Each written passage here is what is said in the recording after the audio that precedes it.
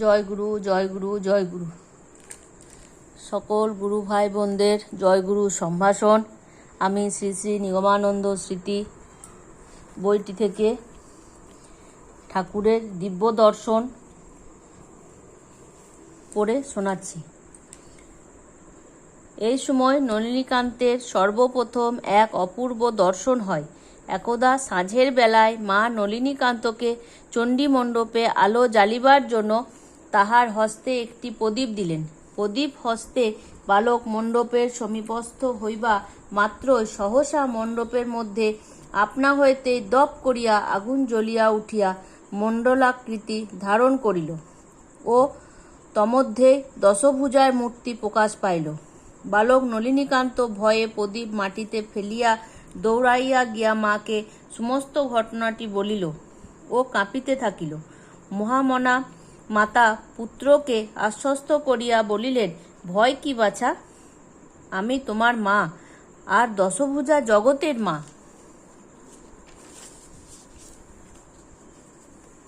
তোমাকে তিনি দেখা দিয়াছেন, ইহাই তো ভাগ্যের কথা। শুনিয়া বালক আশ্বস্ত হইল। এই ঘটনার কিছুদিন পরে একদা রাত্রে নলিনীকান্ত খুল্লতাতের গৃহে শয়ন করিয়া আছে। হঠাৎ গভীর রাত্রে তাহার নিদ্রা ভঙ্গ হইয়া গেল। অন্ধকার রাত্রে প্রথমে ছাদে দৃষ্টি পতিত হওয়ায় সে দেখিল অন্ধকার রাত্রে সমস্ত তমসা ডুবিয়া গিয়া পূর্ণ চন্দ্রের উদয় হইয়াছে। কিছুক্ষণ স্তম্ভিত হইয়া ভাবিবার পর সে যেদিকে তাকাইতে লাগিল সেই দিকেই যেন চন্দ্র ঘুরিয়া বেড়াইতেছে বলিয়া মনে হইল। তারপর বহুক্ষণ অনুধাবন করিয়া বুঝিল যে চন্দ্র আর কিছুই নহে, তাহারই নয়নজ্যোতি, ঠাকুরের পূর্বজন্মের সংস্কার।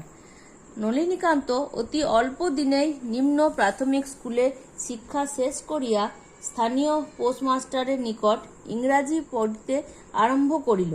কিন্তু ইহাতে বিশেষ কিছু সুবিধা হইল না দেখিয়া রাধাকান্তপুরের অনতি দূরে দারিয়াপুর মধ্য ইংরাজি বিদ্যালয়ে তাহাকে ভর্তি করিয়া দেওয়া হইল।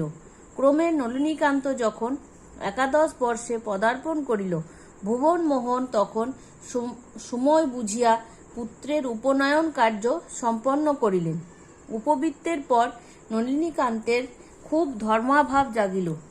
দৈব ঘটনা, দিব্য দর্শন, যাহার আশয় সব দৈনন্দিন ঘটনা হইয়া আসিতেছিল, দেবদেবীর উপর ভক্তি যাহার মনটা অধিকার করিয়াছিল, উপবৃত্ত গ্রহণে 2-3 বৎসর পরে সে সমস্ত দর্শন একেবারে অন্তর্হিত হইয়া গেল।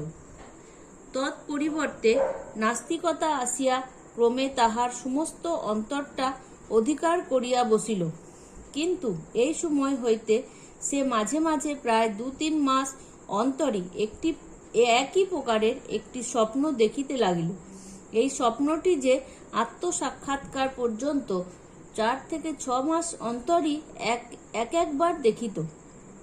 স্বপ্নটি এইরূপ, কোথাও এক ঘন অন্ধকারময় প্রদেশে একটি পুষ্করণী, সেই পুষ্করণীর ভিতর একটি রক্তপদ্ম, পদ্মটির 4টি দল, প্রতি দলে একটি করিয়া অক্ষর লেখা। সেই পদ্ম হইতে যেন একটি অতি সূক্ষ্ম সূত্র ঊর্ধ্বে উঠিয়াছে। তিনি সেই সূত্র ধরিয়া উপরে উঠিতেন, ক্রমে উপরে গিয়া আরও একটি পদ্মের উপর উপস্থিত হইতেন। তথায় গিয়া যখন দেখিতেন নামিবার আর কোনো উপায় নেই, তখন ভয়ে স্বপ্ন ভঙ্গ হইত। এই স্বপ্ন তাহার সমাধি সিদ্ধি না হওয়া পর্যন্ত তাহাকে ত্যাগ করে নাই। তবে পরে সাধক অবস্থায় যতই অগ্রসর হইতেছিলেন ততই সে চতুর্দল পদ্ম হইতে ঊর্ধ্বগত সূত্র ধরিয়া উপরে উঠিতে থাকিতেন। যোগ সাধনাকালে তিনি বুঝিয়াছিলেন যে ইহা তাহার পূর্বজন্মের সংস্কার। চতুর্দল পদ্মটি মূলাধার পদ্ম ছাড়া আর কিছুই নহে। জয় গুরু, জয় গুরু, জয় গুরু।